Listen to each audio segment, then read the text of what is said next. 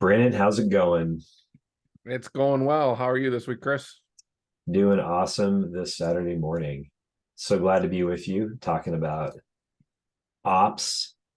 Yeah, likewise. Podcast title says Talk Ops. Uh, Yeah. we're not talking touchy feely. We're not talking fluffy. We're talking freaking ops. Yeah. Normally I like talking about it so much. I'll usually sit out on a patio, grilling, having a good dinner or whatever, and then I'll still talk ops with people. So, And yeah, does one your of my wife favorite love it? topics. Does your wife just love it? Um, My wife, no. I love it. No, not at all. Usually it's why are you talking business? Why are you doing that? Is just what I like to do. Sorry. Yeah. We all have our roles, right? We all have our Yep. things we love. So today we're going to talk about how to build a solid culture that reflects your company's values and why you might want to do that. So um, I'll summarize. So you want to be proud of your business and how it conducts itself, right? It's a reflection of who you are, your business is. So if you want to increase the value of your business, everything from your business to your employees, or from your business to your employees' attitudes, your processes, right? To your Mhm. employees' attitudes will reflect your values. And so, what do you say? What do you say we get into it, Brandon? Yep, it sounds good. Dude, this is the video podcast for business owners ready to organize. Growing, selling, or handing off your business takes order. Brandon and Chris, you and me, discuss everything related to organization, accountability, and all the things to help you grow, sell, or even take a vacation from your business. Not that you'd ever want to take a vacation from your business because it's so fun, but we're your hosts, Brandon and Chris. Say hi, I'm Brandon. Brandon. That's Brandon. Always has been, always will be, Brandon. Yes, it will. Uh, so, and Brandon, let me ask you: has anyone ever spoken for you and totally embarrassed you? I'd say yes. I've had multiple meetings where I sat with individuals pre-meeting, made a game plan, made a strategy for a department or an organization. I had spent a week or more putting this whole thing together, a whole presentation, get buy-in from leadership. They agree with it. We organize a company-wide meeting, and then we sit down. I start giving a presentation, and then you're doing some change or something like that, and you start getting some confused looks, which usually come with change. But then leadership jumps in and basically says, yeah, he doesn't really know what he's talking about. Um, we're not going to do this. You guys are right. And completely undermine like 3 weeks worth of work. I lose all credibility with staff. Yeah, I look like it, I have egg on my face, and it's just like, thanks. That really didn't help. But yeah, yeah. That's a really good one for business related. Mine's a little less business related. It's I just remember there was this time in high school, my buddy was he was a guy I would surf with, and we just hung out, it was like me, him, and another guy. But we would sometimes hang out at parties and stuff, mm-hmm. um and him and I would we'd occasionally like go down to the gym or something, and we'd just like dip our toe in the water if working out and stuff. And one time we went to the gym, and he was like, I don't know, I squatted I don't even remember what it was, but he was super impressed by it, right? And I don't even know if it was good or not. I have no idea, right? I played soccer, yeah, probably maybe a little above average, but like he made such a big deal of it. And then we were at a party, and for some reason, guys like always wanted to just like, for some reason, like they'd always want to kind of mix it up with me just a little bit. And he was there, and he's like, he had probably just a little too much to drink and kind of slurring his words just a little bit. And he was warning the guy like not to tangle with me because of how much I could squat. And I was like, Oh boy. dude, come on, man. You're killing me here. I'm trying to be intimidating, and now you're like, like, because that's how I got out of stuff. Like, yeah, I would just Yeah. yeah, and I would just like, and so I wouldn't have to actually, fight. And and he was like wrecking my, he was wrecking my my aura. Yeah. So, Oh boy. anyway, yeah, Did funny. it turn out okay?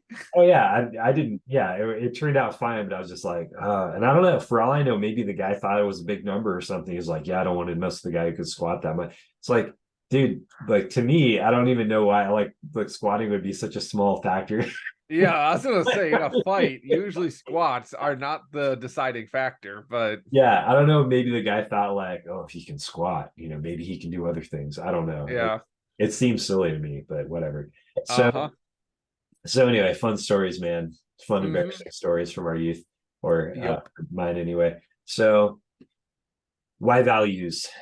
All right, so let's set the stage. You're an owner of a company, again, 20, 40, 50 years into your company, right? Hmm. Um, you are why all of a sudden should you be thinking about values in your company? Why? How long do you got? So Well, summarize it.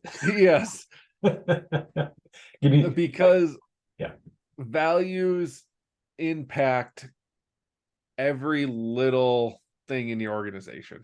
From how people work together yep, to decisions that are made in customer relations to how you deal with suppliers to how you design processes. I mean, they affect every little thing because I look at values as it's like a worldview. It's the lenses you look through to do business.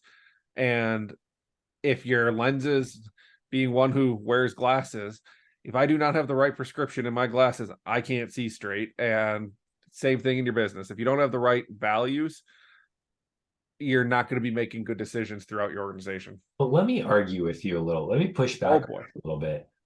Why can't you just like tell everybody do whatever is expedient, do whatever helps our bottom line? Like, okay, first of all, You what are the can. options? Is it values or that, or is there another thing in between that you can actually, like it seems to me it's like either you're working off values or you're working off your bottom line, or you're doing like you're mushing the two together. Is there any like in between So spot where you can say like, no, we don't work off values and we don't work off bottom line. We work on this third thing. Is there any is does that exist? I don't know if you're gonna like my It's answer your because I have a honest. feeling you're going somewhere. I, But I my I don't have a third thing. okay, I'm I don't trying to either. I establish. was gonna Okay, say my answer was gonna be it's always values. Because if you to your example of, well, here's our values, or we're working off the bottom line. right. Working off the bottom line, in my mind, can coincide with greediness and things like that, where all I care about is the money. So it is a value. That's a value. So you're still Okay. operating off of values. It's just not a predefined one. It's one that is out of some person's mind that they decided to do, but it's not one that you've discussed with the organization, or you did. You told them, here's what we're going to do. And now you've just instilled that value into your organization unintentionally. Good. Yes. Okay. I think we're really getting somewhere here because I don't hear a lot of people talking this way, right? All right. So let me ask you, have you ever worked for somebody who was like the owner of a company, or they're just like, hey, you're here to make me successful, and they had like they would like lie, they would fudge things and everything, and they expected you to lie for them, even though like you're not getting anything from it. You're like, Yep. I ain't doing that, dude. Like, you're talking to the wrong guy. I accidentally came to work here. I didn't know you didn't have values. And now I'm just trying to get out. And now you're asking me to falsify things so that, like, what you think I'm here to serve, like, to make you personally successful. But then there are those people who are like, no, this is bigger than us. Like, I want everybody to be successful, but we're here to serve customers and we're here to serve people. And that's bigger than us. And there's a reason that's bigger than us. It's because we're made for service. Like you and I are both Christians. Yep. Believe that we are made to serve other people, glorify God, become excellent, and all those things that surround that, right? Yep. Um, I was gonna say, without getting into it too deep, because that could be its own rabbit hole. I came from the government. That's where I worked before the organization I work for now.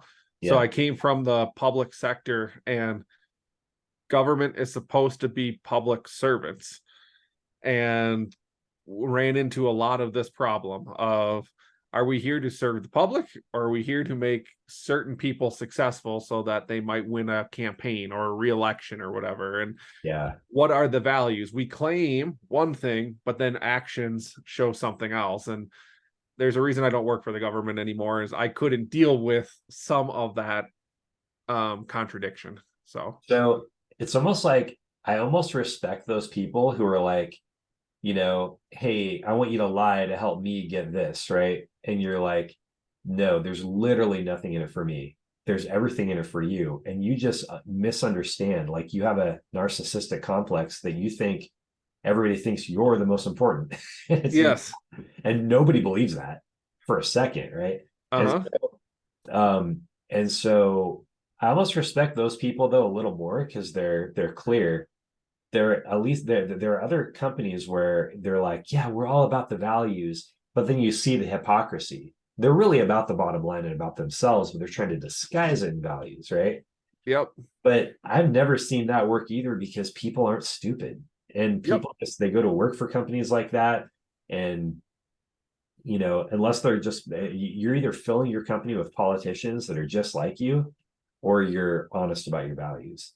So and I want to say that I love that conversation, Brandon. Thank you. Yeah. I think That's what we're one here for. really important thing is realizing that as a small business owner, though, bringing it down to earth, making it practical. As a small business owner, your culture, your brand, right? It all comes from your values, and you now can multiply yourself throughout your organization. If you Yep. can communicate those values well, you'll multiply yourself. And at Resound, at the company that I work for, we do that through branding, right? Like we talk to people, we say, what are your values? Mm-hmm. What are your personality traits? And then we say, what's your brand? We create a Well, brand story, right? yeah. And so that's one, I think probably the one way I'd start, because there's a clear process for that. I would start with a rebrand Yep. for a company. I was gonna actually push back on you just a hair. Okay. And would you say you can only multiply yourself when you have clear defined values? Well, it depends on how well you want to do it because processes do it partly, right? Like you can build processes, but you have to build those processes. You can't have somebody else do it because only you know your values, right? Mm-hmm. And so, but the nice thing about going through your values is, first of all, if you define them, you're taking a stand. So you're saying, okay, I need to become less of a hypocrite and more consistent. And I need Yep. to also act that way, right? And now you're actually providing leadership. And so the people around you, they can understand, like, wait, what would Brandon do in this situation? And they would know. And it Yep. wouldn't be a mystery. It wouldn't be like, Brandon does it different every time, depending on who he's talking to, depending on what, it's like, yeah, there's still a little bit of that, like, depends on who you're talking to. But we also know that Brandon cares about like good fit clients. And so if we're talking to this set of clients, he's going to talk one way. We're talking to this, we're like, hey, you guys might actually find more value some other companies. So you're going to talk differently to them. It's all going to start making sense because Brandon is clear about the why. You know what I mean? So like, Yep.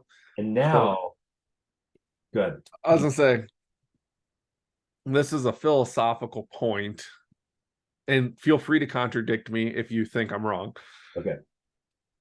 Because an organization I was working for, they went through a rebranding about 3 years ago, and they brought everybody in the organization together for about 4 separate meetings and went through value by value and literally described it word by word. What does that value mean to this organization? Very long and time consuming process, but it made me think about values a ton. And I think I've come to the conclusion. So, number one, on the multiplying yourself, I'd argue you are going to multiply yourself no matter what your values are, either consciously or unconsciously. Because even if you say your values are this, but you're acting that, you're still going to be multiplying that value to people. You're going to hire people that work like that and stuff. Because if you hire someone who's not in line with your values, they're going to quit because they're just, it's not going to work. So you're going to be multiplying yourself inherently anyways, no matter what your values are, just through your hiring and stuff. Now, what I've come to the conclusion are there's really only two sets of values. There's good values and there's bad values. And if you look at most organizations, if they've defined values, they almost, and they're good organizations, they almost all have the same values at their core. We're customer centric, we're employee centric. We care about people, we care about serving the public and doing good things. And there's just some core principles. They might all word it a little bit differently, but by and large, it's we care about others before ourselves. And they've got like a honest, selfless set of core values. The businesses that don't define them and or aren't run well almost always land in they just got bad values, and it's because they've never defined it or whatever.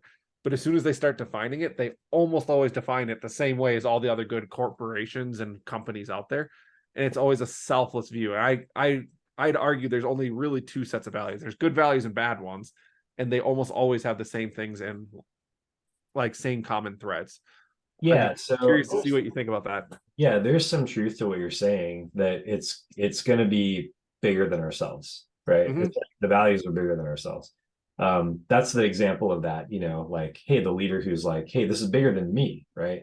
Yep. And you believe him and you'll follow him. So in a sense, that's true. It has to be bigger and it has to be good, right? But I think that I think you gave a really good example of how there's conflict with good values, because like, we're employee centric, oh, we're customer centric. Well, you just chose two different priorities that can conflict, right? If you don't put one of those over the other, it's not going to make sense. Southwest Airlines puts employees, or at least famously they say, hey, if we take care of our employees, then we're going to take care of our customers. If you're customer centric, you're like, our employees are here to serve our customers. Our customers are actually more important, right? And our employees need to know that, like, not that they're less of a person, but so there's a way to talk about it. But good values conflict and you prioritize, like there are a few good values, right? So like goodness. Okay, all right, well, yeah, I guess that covers it, right? So like we believe in goodness, and a lot of sets of values are so vague that you don't really know, they're like good, right? I mean, they're good if they're understood a certain way, but they don't make any of those distinctions, prioritizations, or anything like that. And so now you have just like everything good. Like look at Boeing, right? Or like they'll throw in diversity, and it's like, well, where is diversity good and where is homogeneity good? People speaking the same language and with the same mindset working together toward a goal. Different than people with diverse points of view working toward a goal. Like one of them is going to be faster, like, I could go into detail, like, if you're clearing a house, I always think of like, and you're in a stack, you're in Afghanistan or whatever, special forces, and you don't want people stopping and like diversely thinking about different experiences they've had when you're in the stack. No, you just want the guys thinking the exact same thing. Here's what we do. We're going to do it so fast. We're not going to ask any questions. We're just going to go do it, right? Yeah. And that's like homogeneity. Diversity is more like, let's think a little bit, let's look at different like experiences, and that may or may not be done right even, And so all right, let me get back to the point, which is really that like the you have to prioritize those things. It goes a level lower. It's not just like, oh, all good things. Okay, well then let's say we're about people.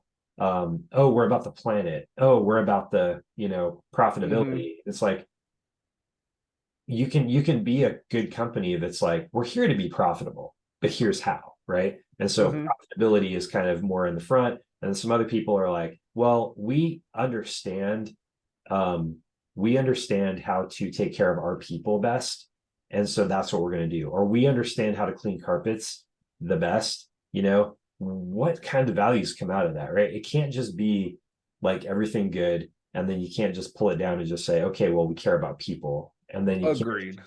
come. And so you have to come down a few levels, and that's where your values are going to be a little more distinctive, but still guide the organization and prioritize thinking. You're right. You will multiply yourself, sort of, but if you're there's a problem with that. If you're not clear, you're not gonna people aren't gonna know what you're doing, and so you won't multiply because you're not being clear. Well, You yes, I will guess. multiply, I guess, confusion, I guess, but that doesn't really multiply you. That just multiplies like Yes. people, right? Yes. So that's where I guess that's the definition of multiplying. Yeah, Because right, right. I was going to say you did replicate yourself. You're a confused individual because you're not thinking clear, and you replicated that in your staff. So you have multiplied yourself. But if you're talking, you're talking more as in like leverage I'm using talking about one. multiplying yourself, not multiplying Yes, a confused person. There are tons of confused people out there. I'm talking about multiplying yourself. correct. And So I yeah, think of that more as like leveraging. How can I, with my skill set, how can I get more out of my skill set than I could before? uh, And that's by bringing on more people who know what they're doing and things like that. So now you're taking my skill that you started an organization with, and now you're leveraging that out with more people. You uh, get more leverage by good values and communicating that. But yeah. I was thinking like cloning, like, yeah, you cloned yourself really well. Just now everyone's confused. Well, but I would say I would disagree with that. I would just say that like you're not cloning yourself. If you're not clear, no one knows where to follow you. You're not leading any particular direction. You're not defining anything. True.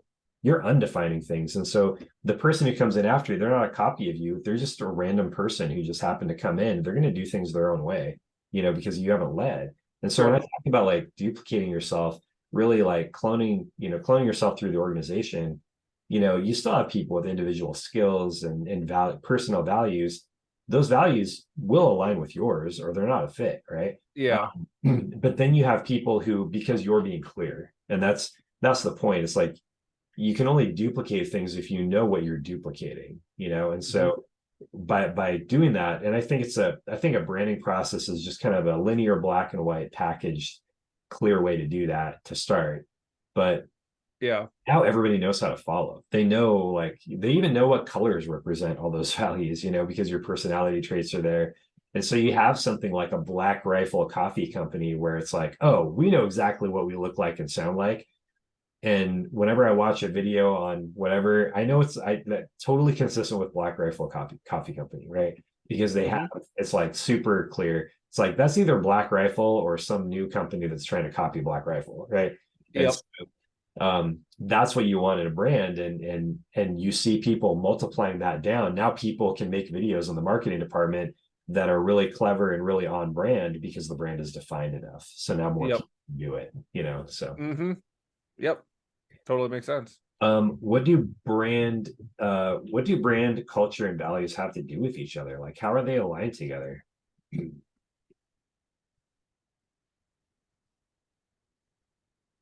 This is the last question, right? I think so. Yeah, I hadn't scrolled far enough, but yes, you were right. That is the last question. Um, they have a lot to do with each other. Um, I mean, can I tell you what I think, and you can, and we'll. yeah, I was gonna say I haven't quite. I I know got it. this I is haven't formed the words yet. that's unfair because this is like my domain, right? Like brand. And so I've thought about this stuff like for years. So I think values are at the core of brand and culture. So you've heard, I know Pat Lencioni said this, but I actually think Drucker may have said it before him. Culture eats strategy for breakfast. Have you heard that, Brandon? Yep. So what I think that means is that there are companies that have strategies and they have strategists, and they have Hmm. like, hey, here's the plan. And in reality, like it works totally differently, right? And so Yeah. part of one of the biggest variables is culture. If you have a crappy culture and you have this great strategy, but people don't really know how to do it, they're doing it in their own ways, right? Hmm. Like if you have, let's say, we'll take a war analogy. If you're a general and you're like, all right, here's a strategy. This is what's going to happen, and this company commander is going to do this because that's how we trained me to do it. And that's process, by the way, that's doctrine. And then he's going to do it until he finishes his mission. That's culture, right? And so he had process, he has doctrine. Here's what he's going to do. Here's the strategy, and then here's the culture, right? That he's going to do it until like there's not a man left because the mission depends on him. Mm-hmm. Oh, and then I have somebody else over here, and they're going to do the same thing with the same spirit, right? Oh, but you don't have a good culture. And so that person, that company commander is so worried about taking his men home that he has the wrong attitude about the war. So he's gonna one of them is like, oh, I want my men to come home. The other one is like, I want to win. I want to save long-term men by winning this battle. So we don't like, even if it sacrifices my men, that's what I'm here to do.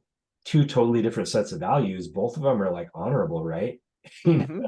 And so, but which one is the one? And so that's why culture eats strategy for breakfast, because you can have a strategy that's like, here's how things are going to go. But we Mm-hmm. all know no strategy survives first contact with the enemy, right? You make a Yep. strategy because plans are useless, but planning is essential. You make the strategy because you're studying the environment, you're creating a model of it, and you're creating an idea of what might happen. But as soon as it happens, you have to be ready to change. Now, culture is going to be there, it's going to execute a certain way every single time because your culture is homogenous. Everybody understands what's expected, everybody knows what's important. Now, strategy is easier because you know what to expect of people. It's easier to get them excited, right? So you have morale, you have higher morale, right? Mm-hmm. And so to me, the values are at the center of that. If you define your values well and then you communicate them well, either through brand, I mean, through the leader's ability to consistently um, just get everybody excited. Uh, Mm-hmm. and before I want to let you talk, but You're like, you're good. Keep I going. was so I took some students up when I was teaching at the University of Oregon. I took some students up to Seattle to do a little project. A couple handpicked students, 4 or 5, and we went up, and this agency was doing this research, and we were going up to kind of help them, and they were nice enough to allow my students to join, and so Mm-hmm. we went, and the president of the agency, he's like, this is pro bono work, right? The president of the agency with his wife was there, and he was like, you guys, and he wasn't the guy we were working with, but he was the president of the agency, and he was leading, and he Mm-hmm. was like, guys, you guys get to go to Seattle, you guys get to talk to these people, and you guys have an opportunity to help this nonprofit to understand the people it serves, and to Mm-hmm. therefore serve them better by getting these insights and finding out really what these people need, right? By listening to them. And Mm-hmm. we're just like, wow, that's awesome. Like, all right, somebody's willing to take a stand and say, I believe this, right? And we're going to do this, and it's a good thing, right? And so not only do you have the values, but you have the leader who can start to kind of grow in that ability. Maybe it's not right away. Maybe you're a small business owner, you're like, it's about the bottom line. Fall in love with your values, create some values, fall in love with them, right? And then, Mm-hmm. and now it's like, dude, it's just going to overflow from you. You're just going to be able to tell people like, hey, you know what? Yeah, I think in this situation, we should do this for the customer or client because these are our values. I'm excited about them. You know what? And I'm excited even when it's hard, even when there's this Mm-hmm. challenge, right? I'm excited to live out my values, and I'm excited for everybody to be able to see it. Now, the people who work for your company are going to really appreciate that, because now it's not just about you and your bottom line and making you money as the owner of the company. Now they feel like they're a part of something a little bigger, right? Yep. And that's why Yeah. culture eats strategy for breakfast. Yeah. I agree with all of that, and it's really good. What I would add to it, and maybe I'm wrong because I am more the strategist. I'm going to admit it. I'm way more of a strategist than I am a brander and a culture builder and things like that. But You need strategy. yes, you do, you do. I think about this a lot, actually, almost in terms of my Christian walk. But I think of the values, what's in your heart, culture is kind of what's in your mind of the organization, and brand is going to be the actions that come forth from it. Mhm. So they kind of build off of each other's. If you have the right values, you're going to build a good culture. And if you have a good culture, it's going to be portrayed through your brand to your customers. And they kind of flow through each other. So they all definitely depend on each other. They're all definitely intertwined with each other. Um, and again, it is all that will overrule strategy.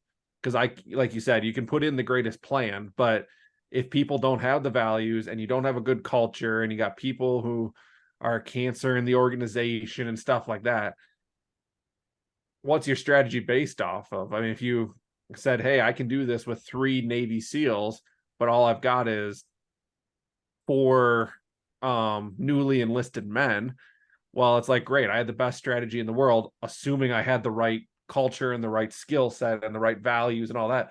But these newly enlisted men don't have that culture yet. They don't have the values. They don't have the brand, and they can't execute on the strategy. So I absolutely agree. All that stuff is more important than strategy. You got to start there. And then if you've got a good strategist or operations guy or something, they should be able to put a strategy together that takes into consideration the culture and the values and the brand that you've got. But sometimes you can't. It's tough.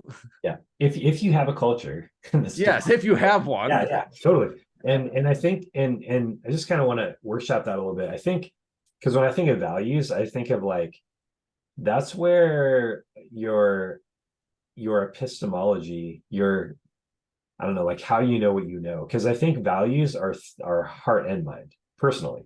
Because when I look at those, I think like, what do we know about the reason for it? I mean, it all traces back, it's top down. It traces back from what do you believe we're here for? You know, Mm-hmm. who do you believe God is if you believe in God, right? Yep. So people who don't believe in God, if you work this way, your epistemology must be like, if you're just like, no, we're a cosmic accident, I think logically you kind of have to say, and I know there's some atheists who don't believe this, and I still don't understand why they don't believe this. This seems super consistent, but like you're you must believe there's no such thing as good and there's no reason for anything, right? But Mm-hmm. like let's take that extreme because I know there's some nihilists who believe that, right? But let's come all the way over to like let's say a Christian side of things. You have to say, all right, we're here to the Westminster Catechism, Shorter Catechism, man's chief end is to glorify God and enjoy him forever, right? Mm-hmm. Um, so if that's why we're here, then it's like, okay, so I guess I'm supposed to do that. I'm supposed to help other people to do that. And now down from there, how do I do that? Right. And so your values, let's say that Westminster let's say that's true, completely true, encapsulates why we're here. Now it's like from your biblical standpoint, who is God? What would he be proud of? What would glorify him? What would cause people to enjoy him forever? What would, so you start bringing these things down.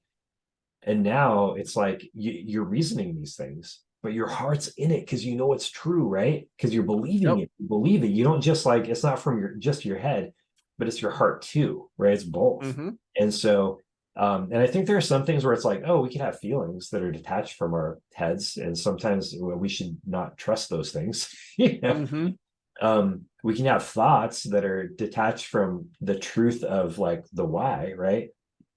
We shouldn't believe those things either. They should come together. And so I even think like when I think about values, I just think like, no, those are like reasoned things with definitions, and there's a good reason for them, and they're true and they're good. That I like, Mm-hmm. like you have Yeah. to like your values, and believe they're true. And then if you have that confidence, now those things can spread in the organization. Now you can have that moral courage, that moral like push, momentum to Correct. be able to talk about these things convincingly. And then you're also going to see that too when things are hard. It's going to be easy for you to say, yeah, I'm going to go with my values. And now your culture is going to see that. They're going to be like, oh, he lives out his values too. He doesn't just tell us to do that. Yep. That's dude, that's powerful. But it doesn't come from like, oh, just don't be a hypocrite. No, you have to believe the stuff, man. Yep. You And so absolutely do. if you believe it, that's how you not be a hypocrite. Yes. Yep. Absolutely.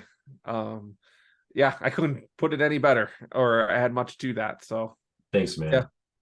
Well, should we wrap it up, Brandon, for the I think so. I all think right, so. sweet. All right. Well, this has been another episode of the Talk Ops podcast with Brandon and Chris, where we encourage business owners to organize their business to get more money at sale, help your kids succeed if you're handing it off to them, or just take a vacation without worrying about what's going on back at the office. Please comment, like, and subscribe, and hit the notification bell because that's all the stuff we're supposed to say. We love, but seriously, no, do it. Um, we love your comments and questions. Do you have a suggestion from their topic? Put it in the comments. Thank you so much for joining us, Brandon. It's been great. Thank you. It's been great. We'll see you next time. All right, bye. Bye.